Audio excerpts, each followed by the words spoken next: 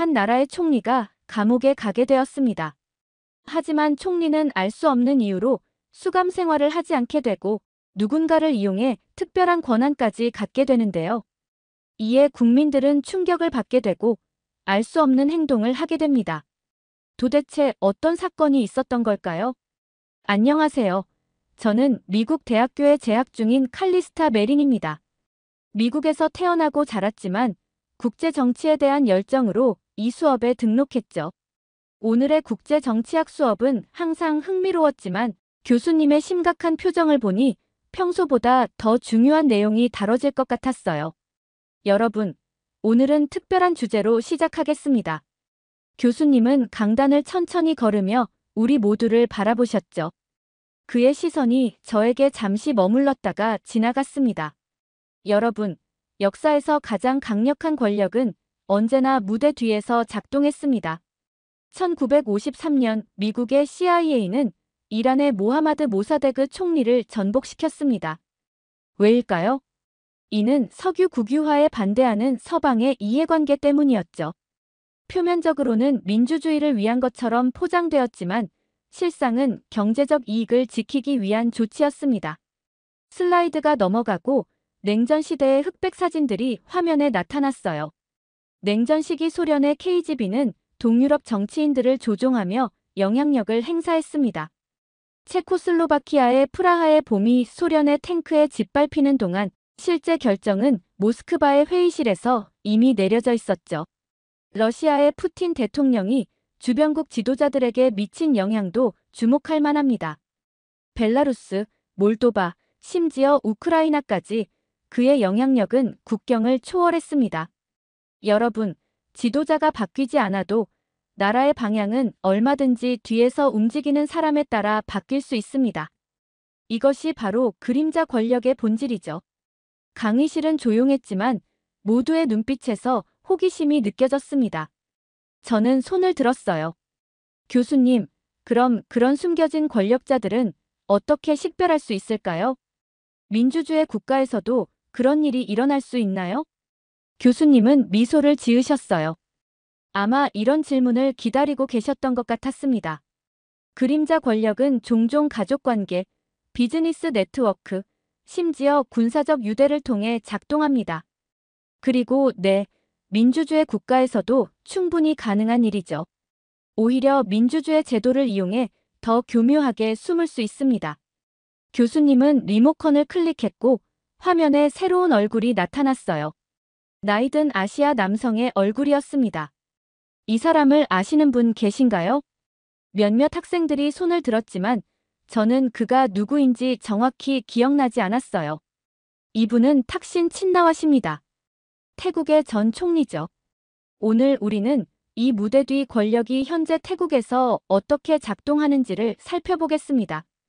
교수님이 다음 슬라이드로 넘어가자 2006년 쿠데타라는 제목 아래 군인들의 사진이 나타났어요. 저는 급히 메모했습니다. 탁신 친나왓, 태국 전 총리, 2006년 쿠데타로 축출됨. 교수님의 목소리가 다시 강의실을 채웠습니다.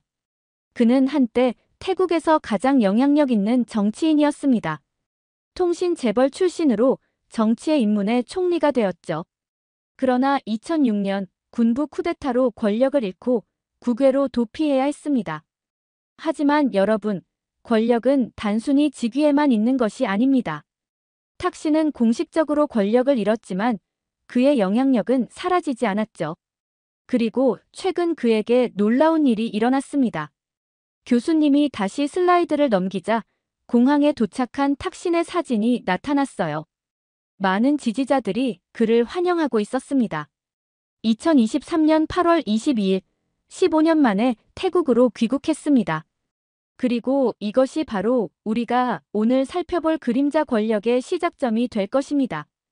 탁신 친나왓은 2006년 쿠데타로 축출된 후 무려 15년 동안 해외에서 도피 생활을 했습니다.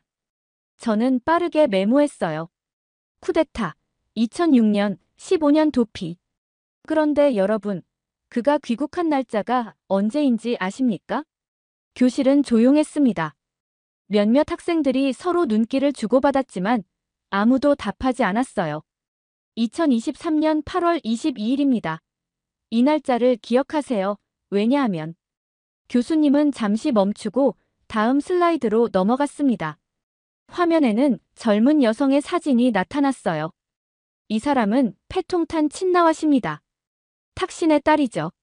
그리고 놀랍게도 탁신이 귀국할 당시 그녀는 태국의 총리였습니다. 저는 눈을 크게 뜨고 더 집중했어요. 아버지가 도피자인데 딸이 총리라고요? 정확합니다. 정치적 도피자였던 아버지의 딸이 국가 지도자가 된 것이죠. 이것이 바로 태국 정치의 역설입니다. 교수님은 계속해서 설명했습니다. 탁신이 귀국한 날, 그는 바로 법원에 출두했습니다. 그리고 그날, 그에게 징역 8년이 선고되었습니다. 옆자리에 제임스가 작게 와우라고 중얼거렸어요. 저도 같은 생각이었습니다. 15년 만에 귀국해서 바로 징역형이라니.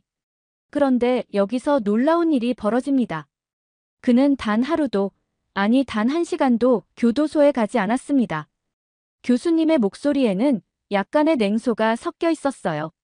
학생들 사이에서 술렁임이 일었습니다.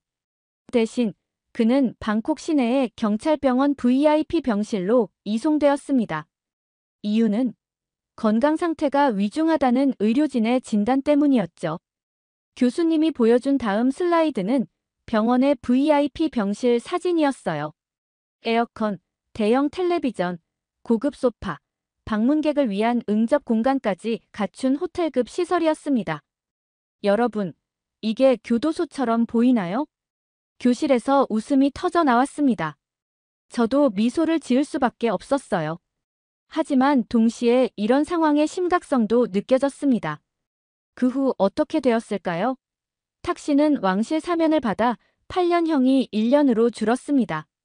그리고 놀랍게도 단 6개월 만에 가석방되었죠. 저는 계속해서 메모했습니다. 8년에서 1년으로, 그리고 6개월 만에 가석방.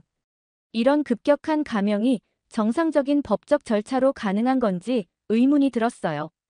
교수님, 이런 특별 대우가 모든 재소자에게 적용되는 건가요? 절대 그렇지 않습니다.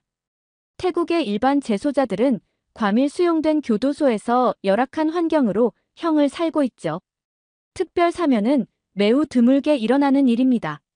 특히 정치범에게는요. 교수님은 다음 슬라이드로 넘어갔습니다. 이번에는 탁신이 병실에서 방문객들을 맞이하는 사진이었어요. 그는 전혀 아파 보이지 않았습니다. 그는 사실상 단 하루도 철창 신세를 지지 않았습니다. 그 이유요? 의료진은 그가 중증이라고 진단했지만 최근 발표된 태국의료위원회의 공식 발표는 전혀 다릅니다. 교수님의 목소리가 더 진지해졌어요. 의료위원회의 조사 결과 탁신은 병원 수감이 필요할 정도의 중증 환자가 아니었습니다. 오히려 그는 매우 건강한 상태였죠. 저는 이 발표의 의미를 곰곰이 생각했어요. 의사들이 거짓 진단서를 작성했다는 것인가요? 그렇다면 이것은 단순한 부패를 넘어선 체계적인 권력 남용이 아닐까요? 여러분, 이것이 바로 그림자 권력의 실체입니다. 공식적으로는 죄수였지만 실질적으로는 VIP 대우를 받으며 정치적 영향력을 계속 행사했죠. 교수님의 설명에 저는 더 깊은 질문을 던지고 싶었습니다. 하지만 그 전에 교수님이 다시 말씀을 이어가셨어요. 그런데 더 놀라운 것은 이 의료 진단서와 관련된 의사들에게 어떤 일이 일어났는지입니다. 태국의료위원회는 3명의 의사를 조사했고 그 결과는 교수님은 잠시 멈추고 우리 모두를 바라보았습니다. 저는 숨을 죽이고 그의 다음 말을 기다렸어요. 태국의료위원회는 철저한 조사 끝에 놀라운 결론을 내렸습니다. 탁신은 병원 수감이 필요할 정도의 중증 환자가 전혀 아니었다는 것이죠. 강의실은 완전히 조용해졌습니다. 모두가 교수님의 말에 집중하고 있었어요. 저는 빠르게 노트북에 타이핑하며 이 정보의 중요성을 곱씹었습니다. 이것은 단순한 정치적 특혜를 넘어 의료 시스템까지 정치에 이용된 사례였죠. 그런데 더 놀라운 것은 그 후의 조치입니다. 거짓 진단서를 작성한 3명의 의사 중 2명은 의사 면허가 정지되었고 1명은 경고 조치를 받았습니다. 이 말에 교실에서 작은 술렁임이 일었습니다. 의사 면허 정지는 의료 전문가에게 가장 심각한 처벌 중 하나니까요. 의료 윤리를 어긴 의사들이 처벌받는 건 당연한 일 아닌가요? 앞줄에 앉은 에밀리가 물었어요. 물론입니다. 그런데 여기서 흥미로운 점은 이 의료위원회의 결정이 실제로 집행되었느냐는 거죠. 다음 슬라이드로 넘어가자 태국 보건부 건물 사진과 함께 솜삭 장관의 얼굴이 나타났어요. 보건부 장관 솜삭은 의료위원회의 결정에 최종 서명을 해야 했습니다. 하지만 그는 어떻게 했을까요? 그는 서명을 계속 미뤘습니다. 이유는 더 많은 시간이 필요하다, 법적 검토가 필요하다 등 다양한 변명이었죠. 저는 의아했어요. 그렇다면 의사들에 대한 처벌은 실제로 이루어지지 않은 건가요? 네, 결과적으로 그 의사들은 아직까지 정식으로 처벌받지 않았습니다. 서류는 보건부 장관의 책상 위에서 먼지만 쌓이고 있죠. 저는 이 상황의 아이러니함을 느꼈습니다. 의료위원회가 용기 있게 진실을 밝혔지만 그 결정은 정치적 힘에 의해 무력화된 것이었어요. 이것이 바로 그림자 권력의 또 다른 얼굴입니다. 공식적인 기관이 정의로운 결정을 내려도 그 결정의 실행은 정치적 힘에 의해 좌우되죠. 교수님은 다음 슬라이드로 넘어갔습니다. 이번에는 태국 정부 청사 사진과 빈 좌석이 여럿 있는 내각회의 테이블이었어요. 그런데 더 놀라운 사실이 있습니다. 올해 탁신 관련 결의안이 논의될 예정이었던 내각회의에서 무슨 일이 있었는지 아십니까? 저는 더 집중하며 메모할 준비를 했어요. 놀랍게도 7명의 장관이 모두 불참했습니다. 이유는 모두 병가거나 해외 출장 중이었다는 거죠. 교수님의 목소리에는 분명한 의구심이 담겨 있었어요. 일부는 수술 중이라고 했고, 일부는 중요한 해외 회의에 참석 중이라고 했습니다. 심지어 한 장관은 계단에서 발목이 부러졌다는 기이한 이유를 댔죠. 교실에서 웃음이 터져나왔지만 그 웃음 속에는 불편함이 섞여 있었어요. 이런 상황이 우연이라고 믿기는 어려웠으니까요. 이런 집단적인 우연한 부재가 정말 우연일까요? 교수님이 물었어요. 저는 참지 못하고 말했습니다. 이건 우연이 아닌 것 같아요. 교수님은 저를 향해 고개를 끄덕이셨어요. 통계적으로 7명의 장관이 동시에 불가피한 이유로 불참할 확률은 극히 낮습니다. 이것은 조직적인 회피였죠. 저는 이 모든 정보를 정리하려고 노력했어요. 탁신 친나와시라는 인물은 공식적으로는 권력이 없지만 실질적으로는 병원 VIP 병실에서 국가의 중요한 결정에 영향을 미치고 있는 것 같았습니다. 심지어 장관들조차 그의 문제에 관여하기를 두려워하는 듯 했어요. 여러분, 이것이 바로 현대 정치에서 보이지 않는 손이 작동하는 방식입니다. 공식적인 직위나 권한 없이도 특정 인물은 국가의 의사결정 과정에 막대한 영향을 미칠 수 있습니다. 옆자리에 앉은 제임스가 작게 중얼거렸어요. 그럼 민주주의는 어디로 간 거지? 저도 같은 의문이 들었습니다. 선거로 선출된 정부가 있음에도 불구하고 실질적인 권력은 전혀 다른 곳에 있는 것 같았으니까요. 그리고 이 모든 상황에서 가장 중요한 인물은 바로 패통탄 총리입니다. 탁신의 딸이자 태국의 현 총리죠. 그녀는 이 모든 상황에서 어떤 역할을 하고 있을까요? 저는 호기심 어린 눈으로 다음 슬라이드를 바라보았습니다. 이 복잡한 정치 드라마에서 딸의 역할이 무엇인지 정말 궁금했어요. 화면에 패통탄 친나왓의 대형 사진이 나타났습니다. 젊고 자신감 넘치는 여성의 모습이었지만 교수님의 설명은 그녀의 겉모습과는 다른 현실을 보여주고 있었어요. 패통탄 친나왓은 역대 최연소 여성 총리입니다. 하지만 그녀는 태국 최초의 여성 총리가 아닙니다. 탁신 친나왓의 여동생 잉낙 친나왓이 이미 그 자리를 차지했었죠. 그리고 잉낙도 결국 군부 쿠데타로 축출되었습니다. 교수님은 패통탄과 그녀의 아버지 탁신이 함께 찍힌 사진으로 슬라이드를 넘겼어요. 여러분, 이제 더 흥미로운 부분입니다. 탁신은 죄수이자 환자였지만 귀국 후 어떤 활동을 했을까요? 저는 노트북을 더 가까이 당기며 집중했습니다. 이 이야기는 점점 더 복잡해지고 있었어요. 놀랍게도 탁신은 ASEAN 의장 고문으로 임명되었습니다. 동남아시아 국가 연합의 중요한 자문 역할을 맡게 된 것이죠. 그것도 공식적으로는 수감 중인 상태에서 말입니다. 교실에서 의아한 소리가 들렸어요. 저도 이해가 잘 되지 않았습니다.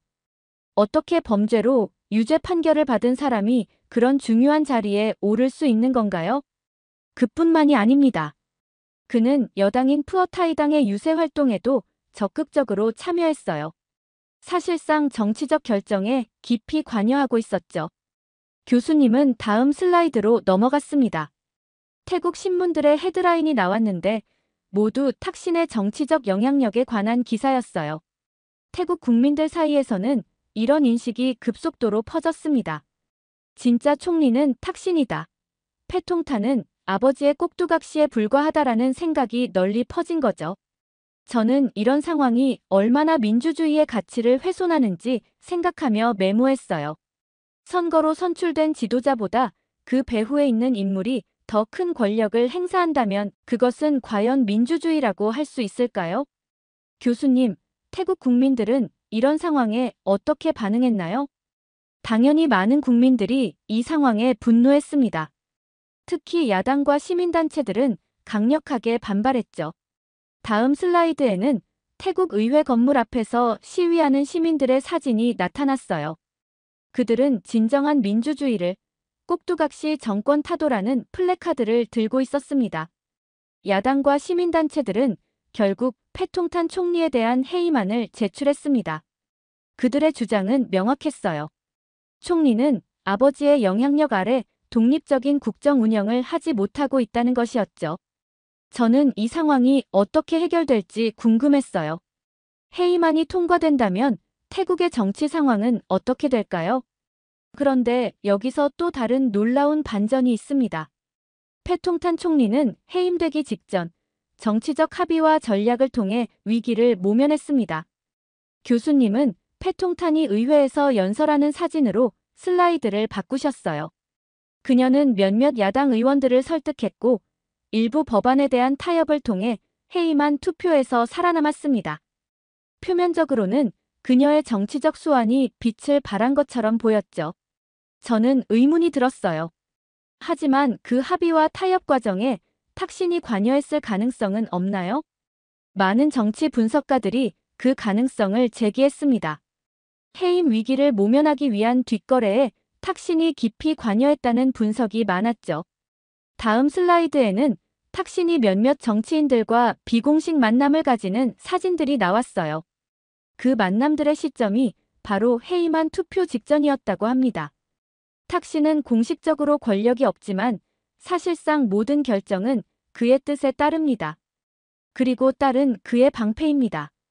이 모든 게 가족 권력의 정점을 보여주는 사례죠. 뒷자리에 마이클이 물었어요. 하지만 교수님, 이런 상황이 지속 가능할까요? 국민들이 계속 이런 꼭두각시 정권을 용납할까요? 교수님은 잠시 생각에 잠기셨다가 대답하셨어요. 민주주의의 역사를 보면 국민들의 인내심에는 한계가 있습니다. 특히 경제적 어려움이 가중될 때는 더욱 그렇죠. 그 말에 저는 문득 태국의 경제 상황이 궁금해졌어요. 이런 정치적 혼란이 일반 시민들의 삶에 어떤 영향을 미치고 있을까요? 사실 이 모든 정치적 드라마 뒤에는 더 큰 그림이 있습니다. 바로 국제관계와 경제적 이해관계죠. 특히 탁신 가문과 중국의 관계는 주목할 만합니다. 교수님은 이제 아시아 지도를 보여주는 슬라이드로 넘어갔어요.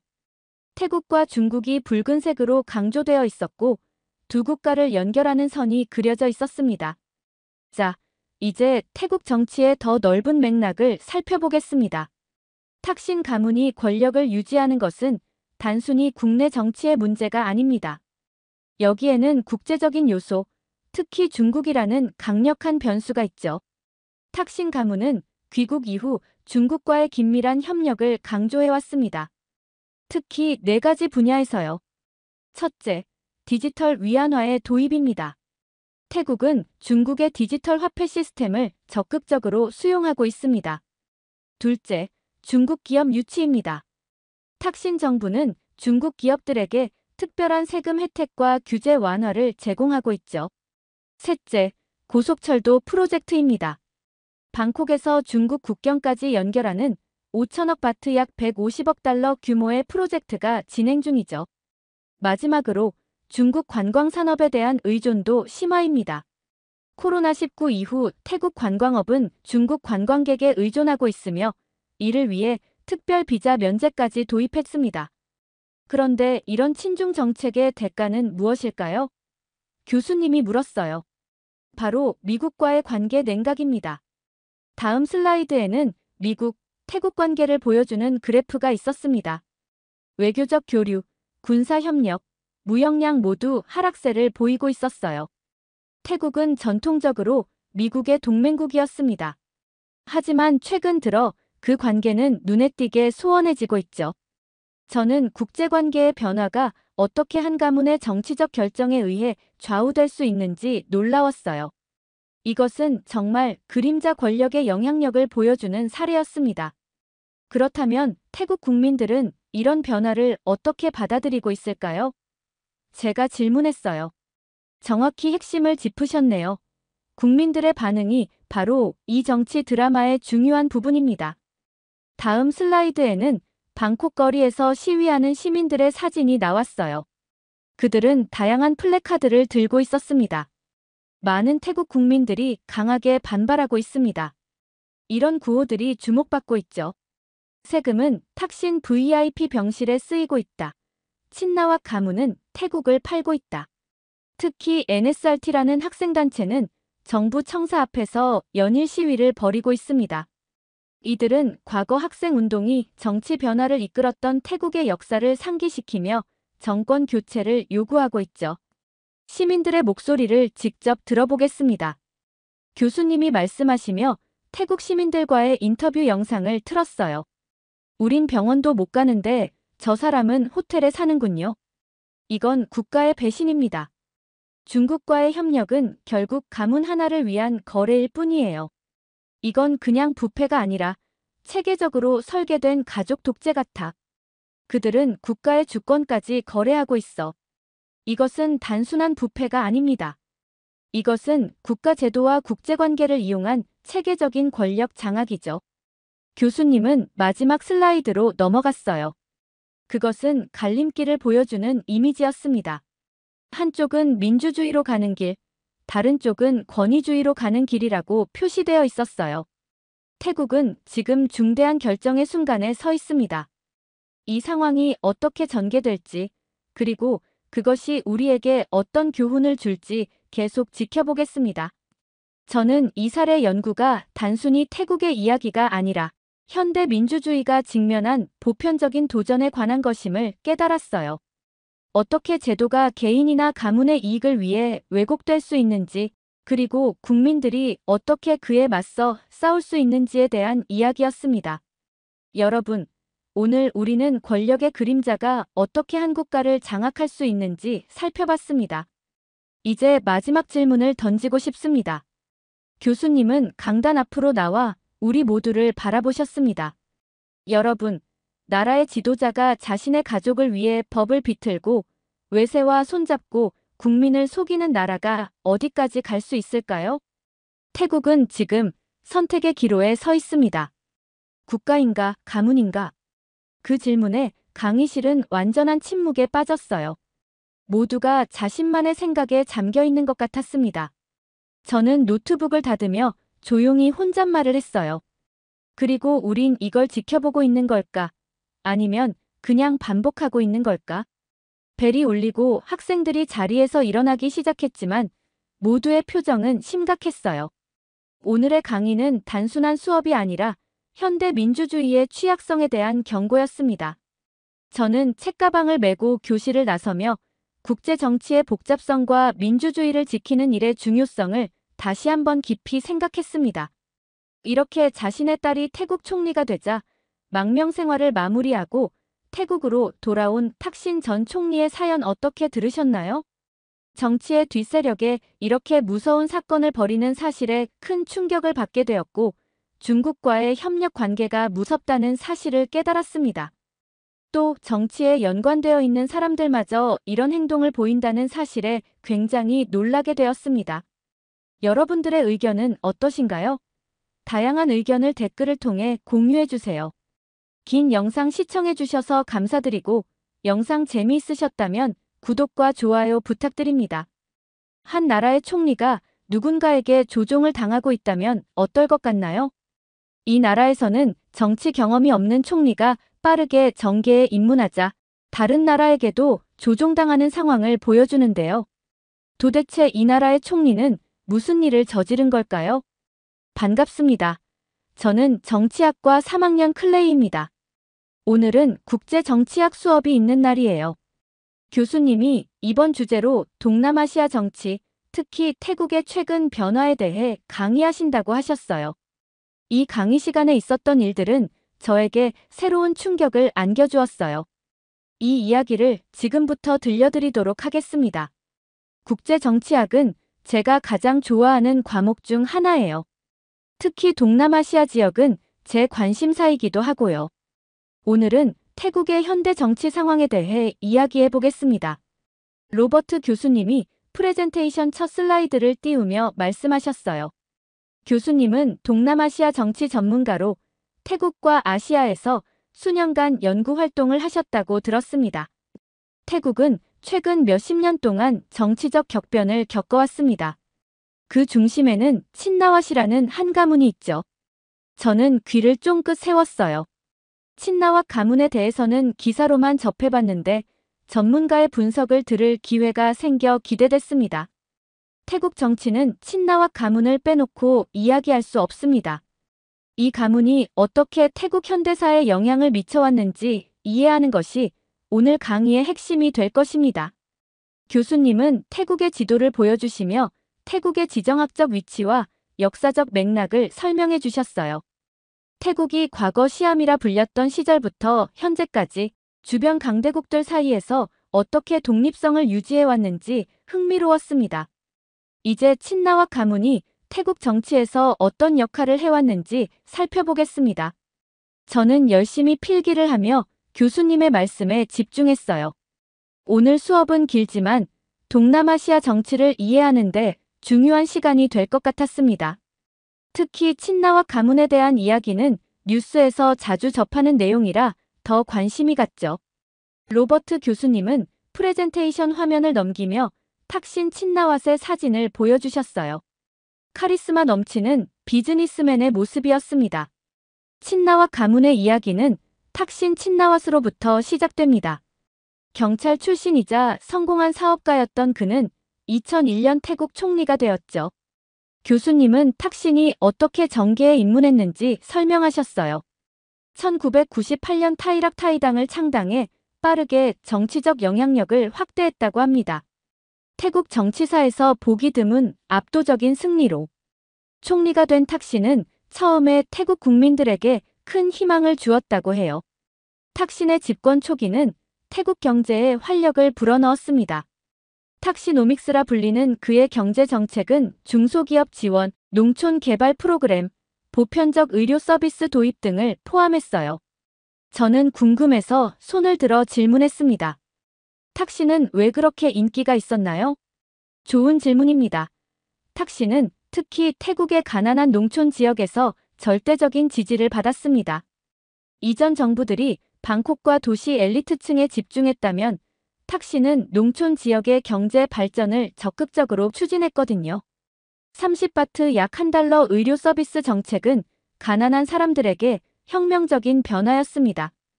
교수님은 이어서 탁신의 집권 후반기를 설명하셨어요. 경제적 성과에도 불구하고 탁신 정부는 점차 부패와 독재적 성향을 드러내기 시작했다고 합니다. 2003년부터 탁신은 불법 약과의 전쟁을 선포했습니다. 그런데 이 과정에서 2,800명 이상이 초법적으로 처형됐다는 의혹이 제기됐어요. 인권단체들의 비판이 쏟아졌죠. 교수님은 탁신의 언론 탄압 사례도 보여주셨어요. 비판적인 언론인들이 세금 조사를 받거나 광고주들이 압력을 받는 일이 빈번했다고 합니다.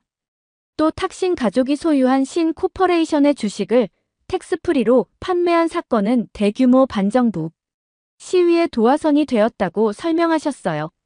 결국 2006년 9월 19일 태국 군부는 탁신이 해외 순방 중일 때 쿠데타를 일으켰습니다. 탁신은 영국으로 망명했고 이후 태국 정치는 옐로우 셔츠 반탁신 왕실주의자와 레드 셔츠 친탁신 지지자 간의 격렬한 대립으로 분열되었죠.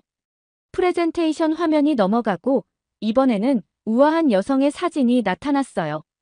하지만 친나와 가문의 이야기는 여기서 끝나지 않았습니다.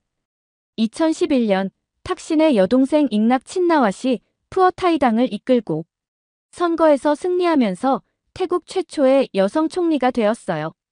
제 옆자리에 앉은 캐서린이 작은 소리로 정치 왕가네요라고 속삭였어요. 저도 고개를 끄덕였습니다. 한 가문이 이렇게 오랫동안 정치 권력을 유지하는 것이 놀라웠죠. 잉낙은 초기에는 탁신의 대리인이라는 의혹에도 불구하고 자신만의 정치적 색깔을 보여주려 노력했습니다. 하지만 2013년 그녀가 추진한 쌀 수매 보조금 정책이 큰 논란을 일으켰어요. 농민들에게 시장가보다 50% 높은 가격으로 쌀을 사들인다는 이 정책은 결국 170억 달러의 손실을 가져왔다고 평가됩니다. 교수님은 이로 인해 대규모 반정부 시위가 일어났고 2014년 5월 22일 프라유찬 5차 장군이 이끄는 군부 쿠데타로 잉낙 정부가 무너졌다고 설명하셨어요. 잉낙은 결국 재판을 피해 태국을 떠났다고 합니다. 2014년부터 2024년까지 태국은 사실상 군사 정권 아래 있었습니다. 2019년 선거가 있었지만 많은 분석가들은 그것이 군부의 영향력을 유지하기 위한 형식적인 절차였다고 평가합니다. 그리고 마침내 교수님은 최근의 변화에 대해 이야기하셨어요. 하지만 친나와 가문은 2024년 다시 한번 태국 정치의 전면에 등장했습니다. 2024년 8월 탁신의 딸인 패통탄 친나왓이 푸어타이당을 이끌며 총리가 되었죠. 흥미롭게도 그녀가 총리가 되고 불과 며칠 후 망명 생활을 하던 탁신이 태국으로 귀국했습니다. 교수님은 패통탄의 정치 경력이 매우 짧다는 점을 강조하셨어요. 부동산 회사 CEO 출신인 그녀는 2022년에야 정계에 입문했다고 합니다. 이런 짧은 경력에도 불구하고 총리가 될 수 있었던 것은 친나왓이라는 성씨의 힘이 컸다는 분석이죠. 패통탄은 2024년 5월 선거에서 국민을 위한 진정한 변화를 약속하며 승리했지만 태국의 정치 시스템 특성상 군부와 왕실의 지지 없이는 실질적인 권력 행사가 어렵습니다. 이런 상황에서 그녀의 아버지 탁신의 정치적 영향력이 마쿠에서 작용하고 있다는 관측이 많아요. 교수님은 패통탄 정부의 주요 정책들도 소개해 주셨어요. 디지털 월렛 프로그램, 대마초 합법화, 관광산업 활성화 등 다양한 정책을 추진하고 있지만 실질적인 효과는 아직 지켜봐야 한다고 하셨습니다. 패통탄 정부의 가장 큰 변화는 아마도 외교 정책일 것입니다. 특히 중국과의 관계 강화에 큰 무게를 두고 있죠. 저는 수업 내용을 정리하면서 한 가문이 이렇게 한국과의 정치를 좌우하는 현상이 한국이나 미국에서도 가능할지 생각해 보았어요. 정치 왕가가 민주주의와 어떻게 공존할 수 있는지, 그리고 이것이 과연 건강한 정치 시스템인지 궁금했습니다. 교수님의 다음 설명을 기다리며 저는 더 많은 질문을 준비했어요. 교수님은 잠시 물을 마시고 다음 슬라이드로 넘어가셨어요. 패통탄 친나왓의 대형 사진이 화면에 나타났습니다. 비즈니스 정장을 입고 자신감 있게 웃고 있는 모습이었죠. 자, 이제 핵심적인 질문을 해봅시다. 패통탄 총리는 정말 자신의 의지로 태국을 이끌고 있을까요? 교수님의 질문에 강의실이 조용해졌어요. 모두가 그 답을 궁금해하는 듯 했습니다. 패통탄 친나왓 총리의 정치 경력을 자세히 살펴볼 필요가 있습니다. 그녀는 2023년까지 정치와는 거리가 먼 삶을 살았어요. 부동산 개발 회사 CEO로서 비즈니스 세계에서 활동했죠. 그런데 불과 1년 만에 총리가 되었습니다. 어떻게 이것이 가능했을까요? 교수님은 패통탄의 짧은 정치 이력을 보여주는 타임라인을 화면에 띄웠어요. 2023년 3월 푸어타이당에 입당. 2023년 10월 당 지도부에 합류. 2024년 5월 총선에서 푸어타이당 후보로 출마. 2024년 8월 태국 총리로 선출. 이런 급속한 정치적 부상은 태국 정치사에서도 유례가 없습니다. 물론 패통탄 총리는 명문대학교를 졸업한 우수한 인재임이 분명합니다. 하지만 정치적 경험이 전무한 상태에서 이렇게 빠르게 최고 권력자가 될 수 있었던 배경에는 친나왓이라는 성씨의 영향력이 절대적이었죠. 제 옆자리의 학생이 손을 들었어요. 교수님, 그렇다면 탁신이 딸을 통해 복귀한 셈인가요? 정확합니다. 실제로 패통탄이 총리로 선출된 지 불과 9일 만에 탁신이 15년간의 망명 생활을 마치고 태국으로 귀국했죠. 이것은 우연의 일치가 아닙니다. 교수님은 태국 현지 언론 보도와 정치 분석가들의 견해를 인용하며 설명을 이어나가셨어요. 방콕 포스트지의 정치 칼럼니스트 테라유 차투차이는 패통탄은 탁신의 꼭두각시에 불과하다라고 직접적으로 표현했습니다. 그녀가 발표하는 정책들의 상당수가 탁신의 과거 정책과 놀라울 정도로 유사하다는 점을 지적하죠. 슬라이드가 넘어가고 패통탄과 탁신이 함께 있는 사진이 여러 장 나왔어요. 공식 행사에서도 항상 가까이에서 대화하는 모습이었습니다. 흥미로운 점은 탁신이 공식적으로는 어떤 정부 직책도 맡고 있지 않다는 겁니다. 하지만 그는 거의 매일 정부 청사를 방문하고 주요 정책 회의에 자문가로 참석하고 있어요. 외국 정상들과의 만남에도 배경에서 모습을 드러내죠. 교수님은 계속해서 구체적인 사례들을 설명하셨어요. 예를 들어 2024년 10월 패통탄 정부가 발표한 디지털 월렛 정책은 태국 국민 각각에게 1만 바트 약 300달러를 지급하는 프로그램인데 이는 탁신이 2000년대 초반 추진했던 마을 기금 정책과 매우 유사합니다. 경제 전문가들이 재정적 지속 가능성에 의문을 제기했음에도 불구하고 강행되고 있죠. 저는 궁금한 점이 있어 손을 들었어요. 교수님, 그렇다면 태국 국민들은 이런 상황을 어떻게 받아들이고 있나요? 태국 사회는 이 문제를 두고 크게 분열되어 있습니다. 농촌 지역과 북부, 동북부 지역의 저소득층은 여전히 탁신과 친나와 가문을 지지합니다.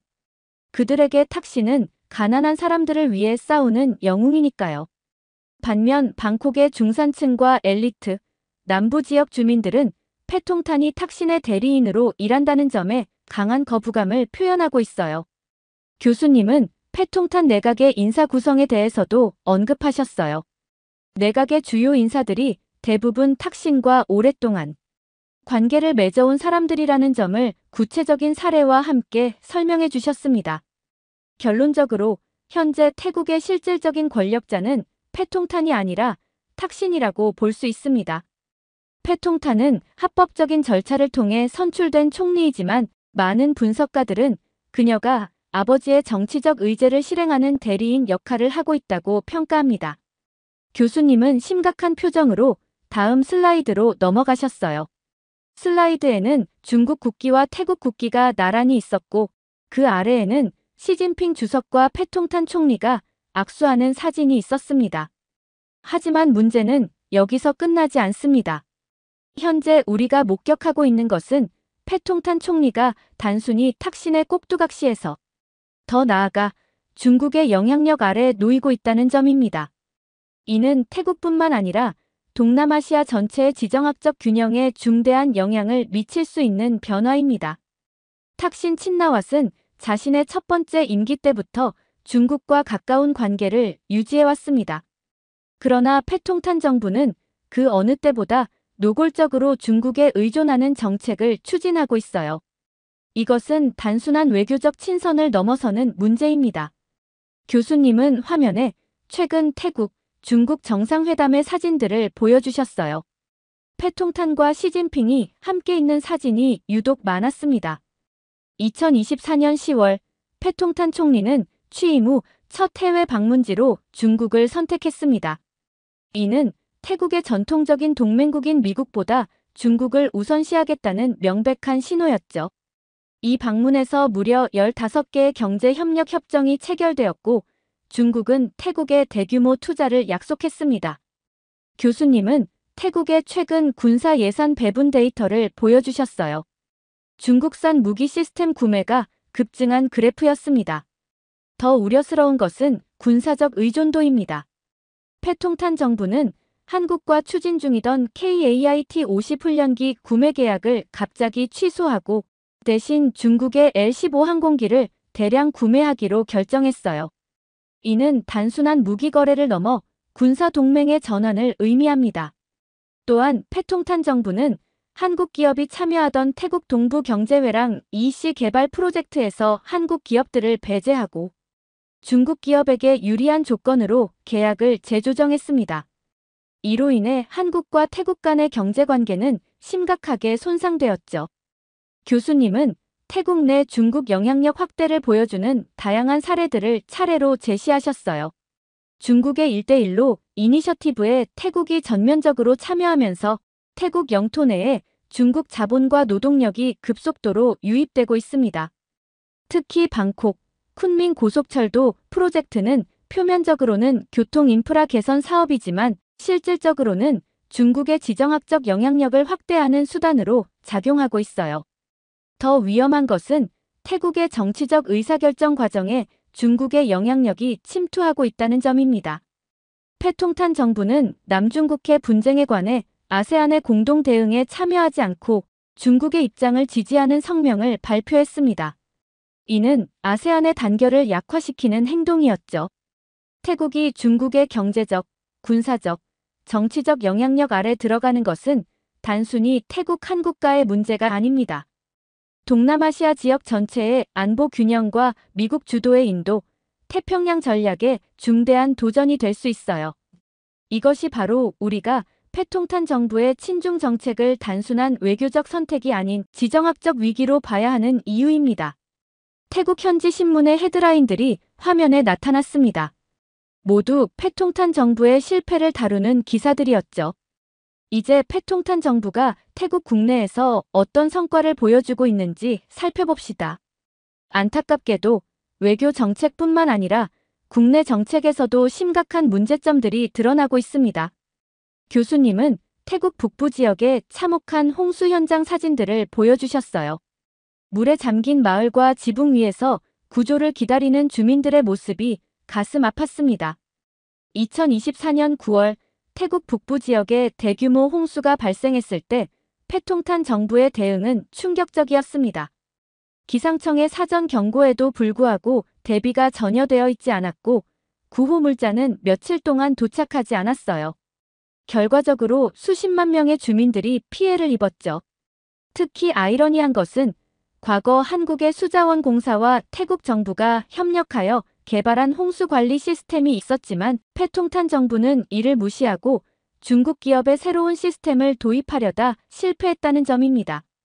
검증되지 않은 시스템을 급하게 도입하는 과정에서 기존의 방제 인프라가 제대로 작동하지 않았던 거죠. 저는 이 부분에서 특히 주목했어요. 한국의 기술과 노하우가 무시된 사례라니 안타까웠습니다. 경제 상황도 심각합니다. 패통탄 정부 출범 이후 태국의 중소기업 도산율이 27% 증가했고 청년 실업률은 12%에 육박하고 있어요. 특히 중국 기업들이 태국에 진출하면서 일자리가 늘어날 것이라는 약속이 있었지만 실제로는 중국 기업들이 자국 노동자들을 데려와 고용하는 경우가 많았습니다. 교수님은 방콕 교외 지역의 한 공단 사례를 보여주셨어요. 중국 기업이 운영하는 공장에서 태국인 고용 비율이 30%에 불과하다는 통계였습니다. 과거 한국 기업들이 태국에 투자했을 때는 현지 채용 비율이 85%를 넘었고 기술 이전과 교육 프로그램도 활발했습니다. 그러나 중국 기업들은 핵심 직위에 모두 중국인을 배치하고 태국인들에게는 저임금 단순 노동만 맡기는 경우가 많아요. 이는 태국의 장기적인 경제 발전에 도움이 되지 않습니다. 더욱 심각한 것은 언론 통제입니다. 패통탄 정부는 자신들에 대한 비판을 억압하기 위해 국가안보와 왕실 모독죄를 빌미로 언론인들을 탄압하고 있어요. 정부 정책에 비판적인 기사를 쓴 기자들이 세무조사를 받거나 심지어 체포되는 사례도 있습니다. 슬라이드에는 태국의 언론 자유도 지수가 급격히 하락하는 그래프가 나타났어요. 국제언론인 보호위원회 CPJ에 따르면 2024년 이후 태국의 언론 자유도는 180개국 중 142위로 추락했습니다. 이는 민주주의 국가라고 자처하는 태국으로서는 심각한 후퇴입니다. 결국 패통탄 정부는 태국 국민의 살보다 중국과의 관계와 가문의 권력 유지에 더 관심을 두고 있는 것으로 보입니다. 이러한 현실이 태국 사회 내부에서도 점차 인식되면서 반정부 시위의 움직임이 다시 일어나고 있어요. 교수님은 다음 슬라이드로 넘어가셨어요. 화면에는 패통탄 총리가 중국 기업인들과 만찬을 갖는 사진과 함께 그녀의 발언이 인용문으로 크게 표시되어 있었습니다. 내 몸에는 중국의 피가 흐른다. 우리 가문은 대대로 중국과 깊은 인연을 맺어왔다라고 말했습니다. 태국의 총리가 공식적인 국제 행사에서 자신이 태국보다 중국과 더 깊은 정체성을 가지고 있다고 선언한 것이죠. 이 발언은 태국 국내에서 폭발적인 반응을 불러일으켰습니다. 태국 국민들, 특히 태국 고유의 정체성과 문화를 중시하는 시민들은 총리의 발언에 깊은 분노를 표했어요. 소셜미디어에서는 해시태그 태국을 팔아먹는 총리 해시태그가 순식간에 퍼졌고 방콕과 치앙마이에서는 즉각적인 항해 시위가 벌어졌습니다. 교수님은 태국 현지 언론의 반응을 보여주는 기사들을 화면에 띄웠어요. 크랑탭 데일리지는 사설에서 태국의 정체성을 부정하는 총리가 어떻게 태국을 대표할 수 있는가라고 강하게 비판했습니다. 심지어 패통탄 총리를 지지했던 일부 정치인들조차 이 발언에 대해 거리를 두는 모습을 보였죠. 교수님은 태국의 역사적 맥락에서 이 발언이 얼마나 민감한지 설명해 주셨어요. 태국은 동남아시아에서 유일하게 서구 식민 지배를 받지 않은 국가로 자신들의 독립적인 정체성과 주권을 매우 자랑스럽게 여깁니다. 그런데 총리가 스스로를 중국인으로 정체화하는 발언을 한 것은 많은 태국인들에게 국가적 자존심을 훼손하는 행위로 받아들여진 거죠. 수업 시간이 거의 끝나가고 있었어요. 교수님은 마지막 슬라이드로 넘어가셨습니다. 거기에는 태국의 미래를 묻는 질문이 적혀 있었어요. 오늘 우리는 태국의 최근 정치 상황, 특히 패통탄 정부의 친중 정책과 그 영향에 대해 살펴보았습니다. 이제 핵심적인 질문을 던져볼 때가 됐습니다. 과연 태국은 중국의 영향력 아래에서 독립성을 유지할 수 있을까요? 교수님은 교실을 둘러보시며 우리의 생각을 물으셨어요. 패통탄 총리는 단순한 친중 정책을 넘어 태국을 중국에 종속시키는 길을 가고 있는 것으로 보입니다. 이것이 태국 국민들에게 어떤 결과를 가져올까요? 누구 의견을 들어볼까요? 한 학생이 손을 들고 말했어요. 저는 태국 국민들이 결국 저항할 것이라고 생각합니다. 태국의 역사를 보면 외세의 영향력이 너무 커질 때마다 국민들이 일어났잖아요. 다른 학생은 다른 의견을 제시했어요. 하지만 중국의 경제적 영향력이 너무 커져버린 상황에서 태국이 쉽게 벗어날 수 있을까요? 이미 많은 인프라와 경제가 중국에 의존하고 있는 것 같은데요. 교수님은 고개를 끄덕이셨어요. 두 의견 모두 타당합니다. 역사적으로 태국은 강대국 사이에서 놀라운 외교적 균형 감각을 보여왔지만 현재 상황은 이전과는 다른 도전을 제시하고 있어요. 저는 용기를 내서 손을 들었어요. 교수님, 한국과 태국은 오랜 경제적, 문화적 유대를 맺어왔는데 이런 급격한 변화가 양국 관계에 어떤 영향을 미칠까요? 한국과 태국의 관계는 이미 상당한 타격을 입었습니다. 하지만 국가 간 관계는 정부만으로 결정되지 않아요. 양국 국민들 사이의 유대와 민간 교류가 계속된다면 언젠가 관계가 회복될 수 있을 것입니다.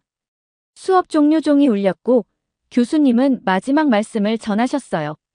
여러분, 오늘 우리가 배운 태국의 사례는 단순한 지역 연구를 넘어 국제 정치의 중요한 교훈을 담고 있습니다.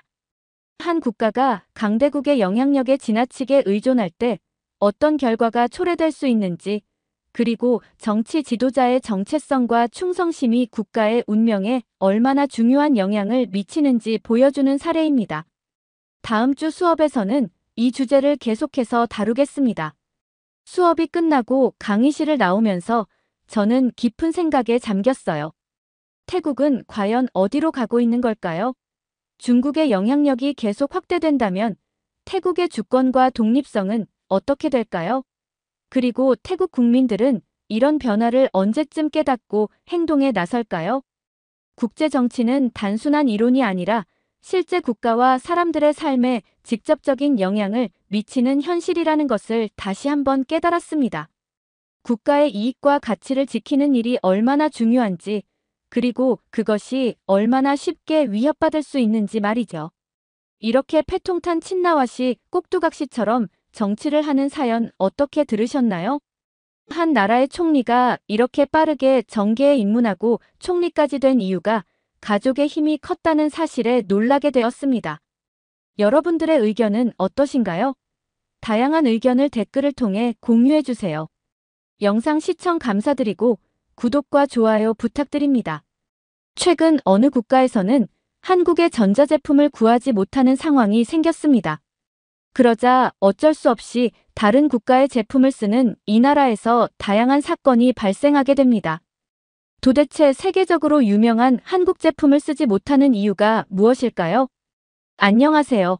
저는 캘리포니아 주립대학교에서 국제무역을 전공하고 있는 안나입니다.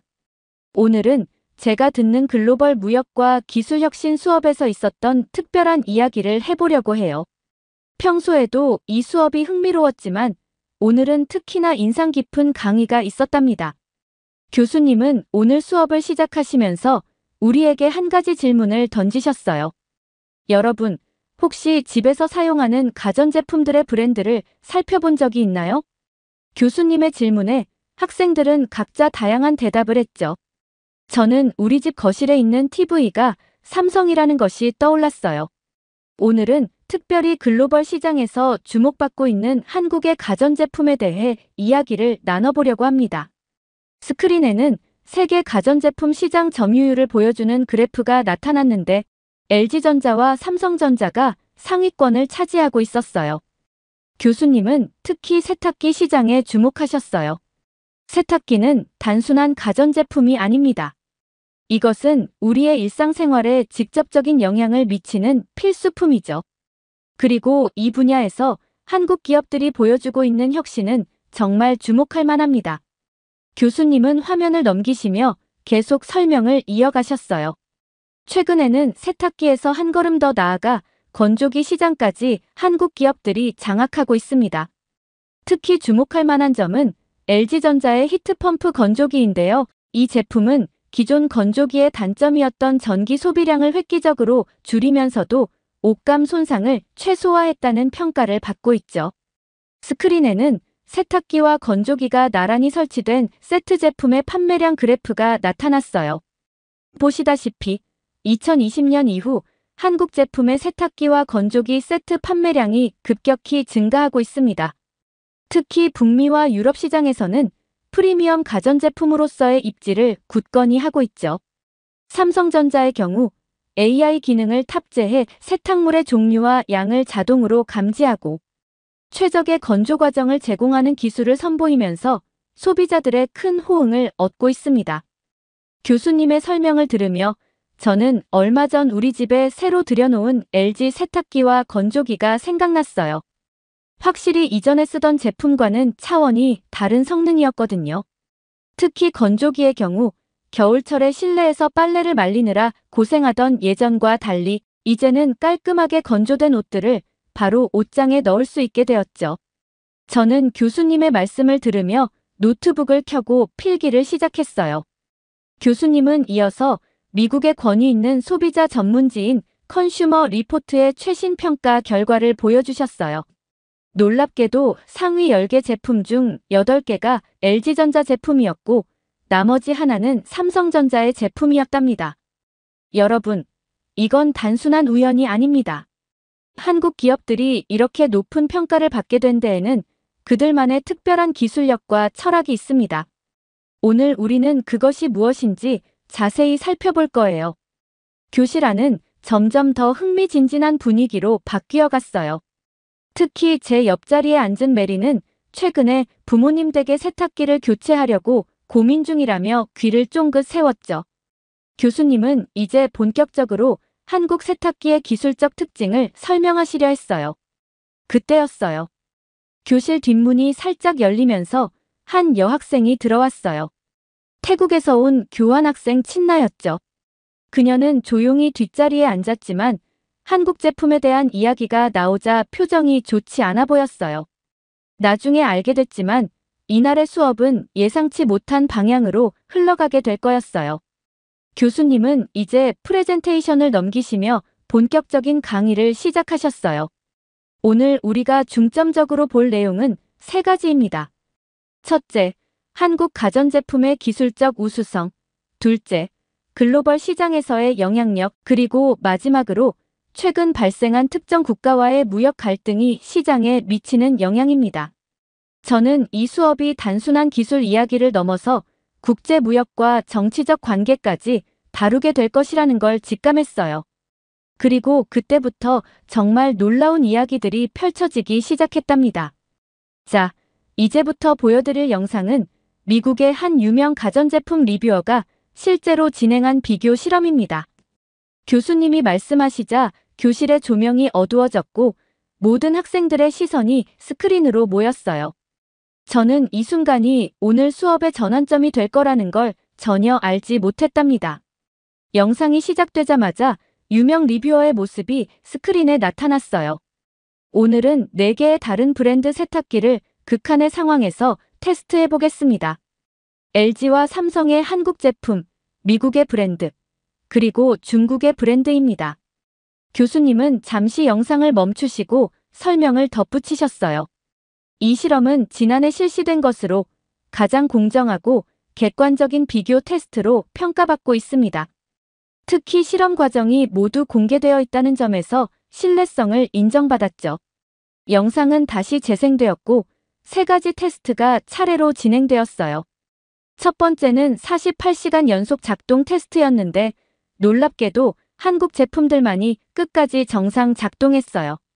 중국 제품은 18시간 만에 멈췄고 미국 제품은 32시간을 버티다가 과열로 정지했다고 해요. 두 번째 테스트는 과적 상황에서의 성능 테스트였어요. 이불과 청바지, 수건을 한꺼번에 넣고 돌렸는데 한국 제품들은 거의 소음도 없이 완벽하게 세탁을 마쳤답니다. 반면 다른 제품들은 심한 진동과 소음을 내며 겨우 작동했다고 해요. 교수님은 다시 영상을 멈추시고 말씀하셨어요. 이런 기술적 우수성은 우연히 얻어진 게 아닙니다. 한국 기업들은 수십 년간 꾸준한 연구 개발을 통해 이를 이뤄냈죠. 특히 주목할 만한 것은 모터 기술입니다. 스크린에는 이제 세탁기의 내부 구조도가 나타났어요. 보시다시피 한국 제품들은 인버터 DD 모터를 사용합니다. 이는 직접 구동 방식으로 기존의 벨트 구동 방식보다 훨씬 효율적이고 내구성이 뛰어나죠. 교수님은 이어서 세계 유수의 호텔들이 한국 가전제품을 선택하는 이유를 설명하셨어요. 두바이의 버즈알 아랍, 파리의 리츠, 뉴욕의 플라자, 호텔 등 세계적인 럭셔리 호텔들이 LG와 삼성의 제품을 선택하고 있습니다. TV, 냉장고, 세탁기, 에어컨 등 거의 모든 가전제품을 한국 제품으로 구비하고 있죠. 특히 인상적이었던 것은 일본 제품과의 비교 부분이었어요. 1990년대까지만 해도 일본 가전제품이 세계 시장을 주도했습니다. 하지만 2000년대 들어 한국 기업들이 혁신적인 기술 개발과 과감한 투자를 통해 추월에 성공했죠. 현재는 많은 분야에서 한국 제품이 기술적 우위를 점하고 있습니다. 교수님은 프레젠테이션의 마지막 부분에서 최근의 시장 점유율 그래프를 보여주셨어요. 보시다시피 프리미엄 세탁기 시장에서 LG와 삼성의 점유율 합계가 60%를 넘어섰습니다. 이는 단순한 수치 이상의 의미가 있습니다. 소비자들이 품질과 기술력으로 한국 제품을 선택하고 있다는 증거니까요. 수업을 듣는 동안 저는 우리가 당연하게 사용하고 있는 가전제품들 속에 이렇게 많은 기술과 혁신이 담겨 있다는 사실이 새삼 놀라웠어요. 특히 한국 기업들이 이룬 성과는 정말 대단해 보였죠. 하지만 이날 수업은 여기서 끝나지 않았어요. 교수님은 이제 동남아시아 시장으로 화제를 돌리셨고, 그때부터 교실의 분위기는 미묘하게 달라지기 시작했답니다. 자, 이제 우리는 동남아시아 시장에 대해 이야기를 나눠보려고 합니다. 여러분은 동남아시아의 기후적 특성에 대해 잘 알고 계시나요? 더운 날씨와 높은 습도로 유명한 동남아시아는 세탁기가 단순한 가전제품 이상의 의미를 가진다고 해요. 교수님은 이 지역의 특수한 환경을 설명하시며 왜 세탁기가 필수품인지 자세히 설명해 주셨어요. 동남아시아에서는 1년 내내 덥고 습한 날씨 때문에 옷이 쉽게 젖고 냄새가 나기 쉽습니다.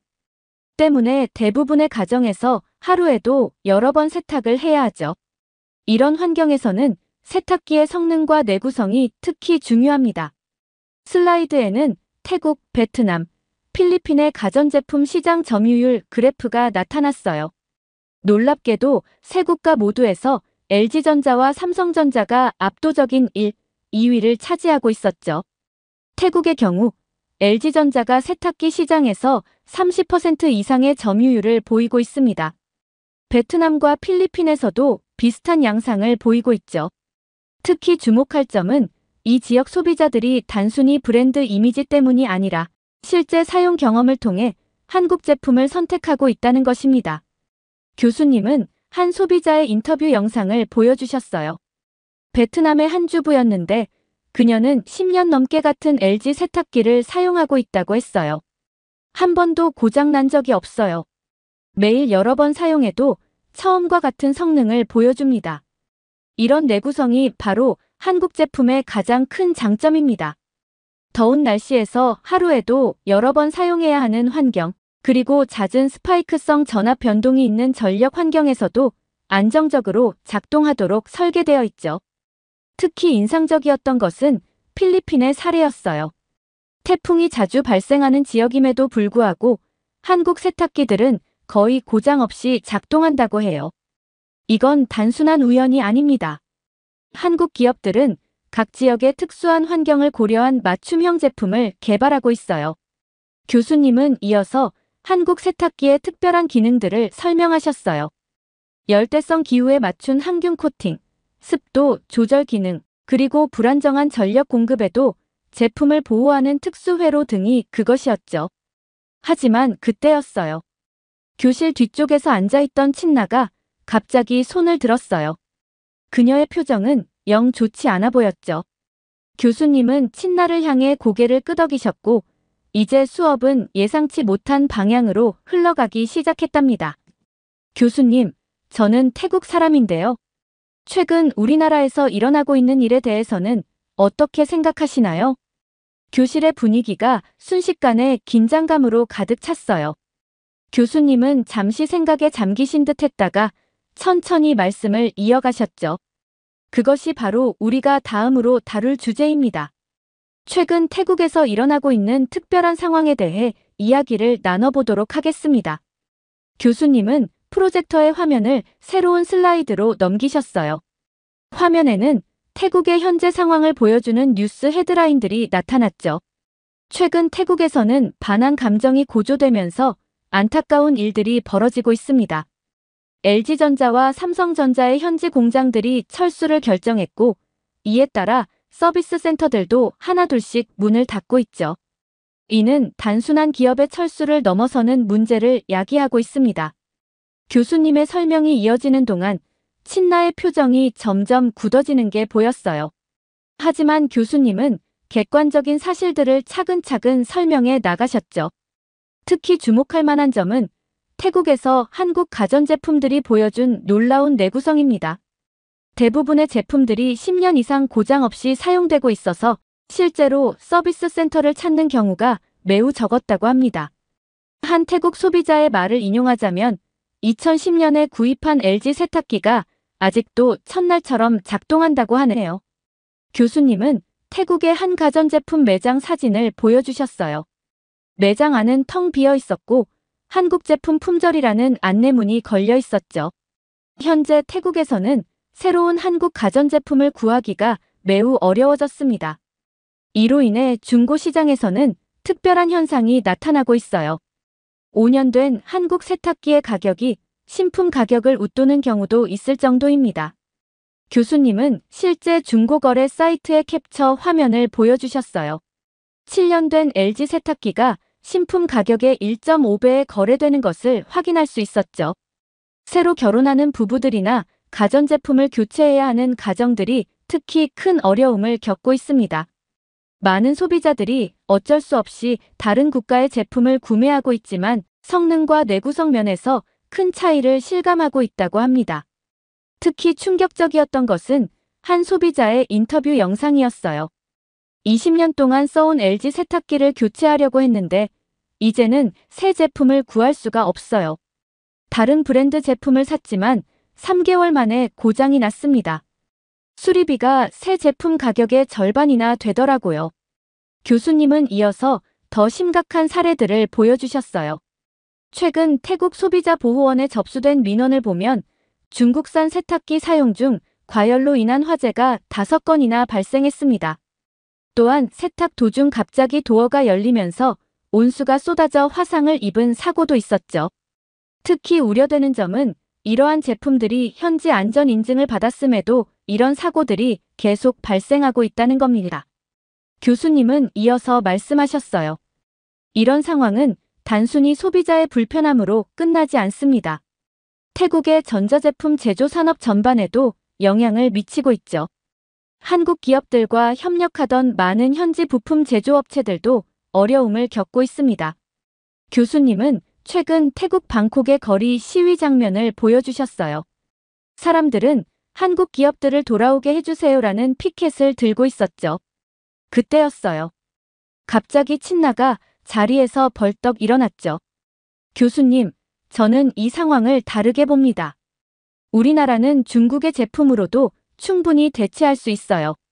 실제로 많은 중국 기업들이 우수한 품질의 제품을 생산하고 있고 가격도 한국 제품보다 훨씬 저렴합니다. 그 순간 교실 앞쪽에 앉아있던 한국 교환학생 인영이가 손을 들었어요. 제가 최근 통계 자료를 본 것을 공유해도 될까요? 교수님께서 고개를 끄덕이시자 인영이가 자신의 태블릿을 들어보이며 말했죠. 태국의 대형 가전 매장에서 실시한 설문조사를 보면 중국산 세탁기를 구매한 소비자의 67%가 6개월 이내에 불만족을 경험했다고 합니다. 특히 전기 소비량이 기존 한국 제품 대비 1.5배 이상 증가했고 세탁 시간도 평균 40분 더 걸린다고 해요. 친나가 다시 반박했어요.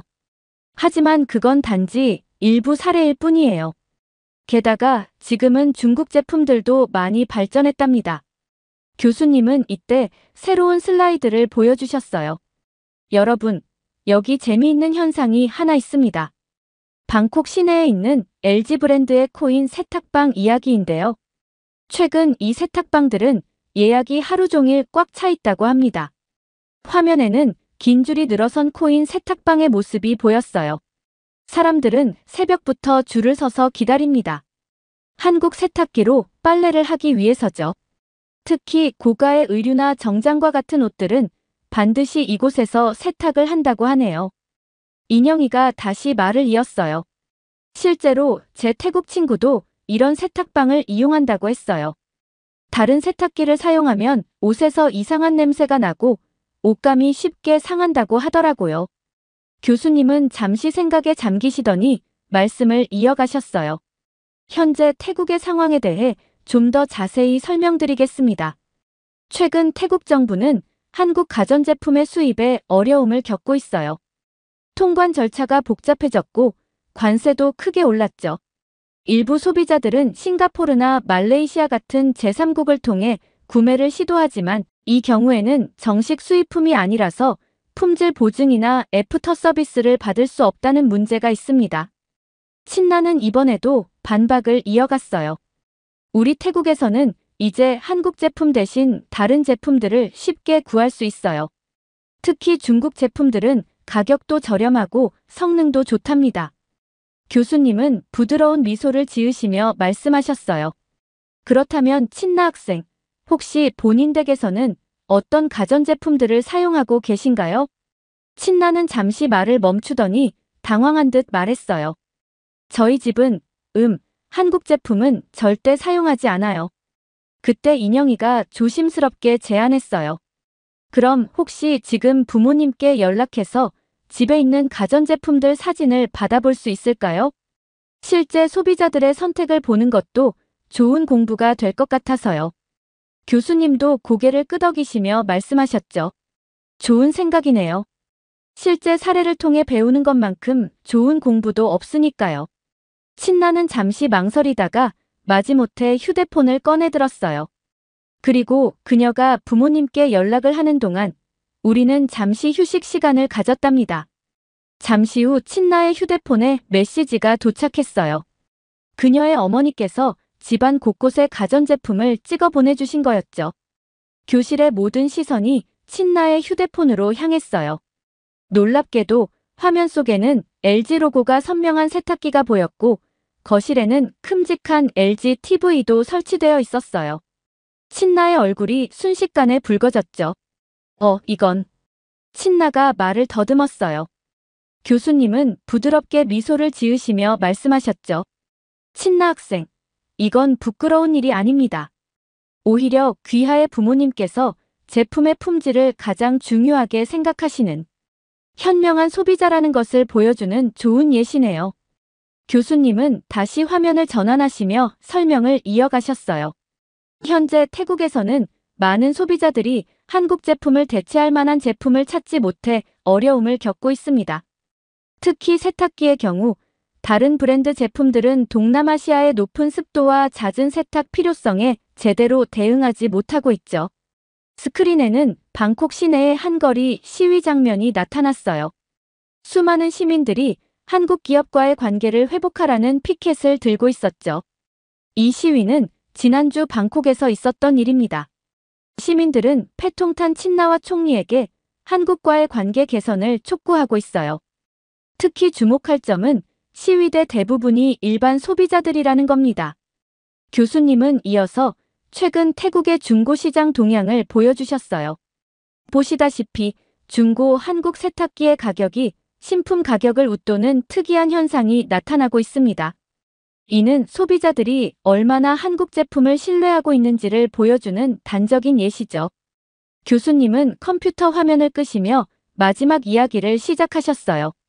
최근 태국의 경제 전문가들은 매우 심각한 우려의 목소리를 내고 있습니다. 교수님은 한숨을 쉬며 말씀을 이어가셨어요. 반항 감정으로 인한 한국 기업들의 철수가 태국 경제 전반에 도미노 효과를 일으키고 있습니다. 가전제품 산업 전문가들의 분석에 따르면 이미 한국 기업들과 협력하던 200개 이상의 현지 부품 제조업체들이 심각한 경영난을 겪고 있고 그중 30개 업체가 파산했다고 합니다.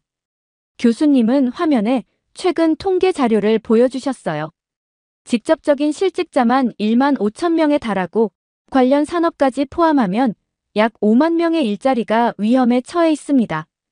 더 큰 문제는 외국인 투자 심리가 급격히 위축되고 있다는 점이에요.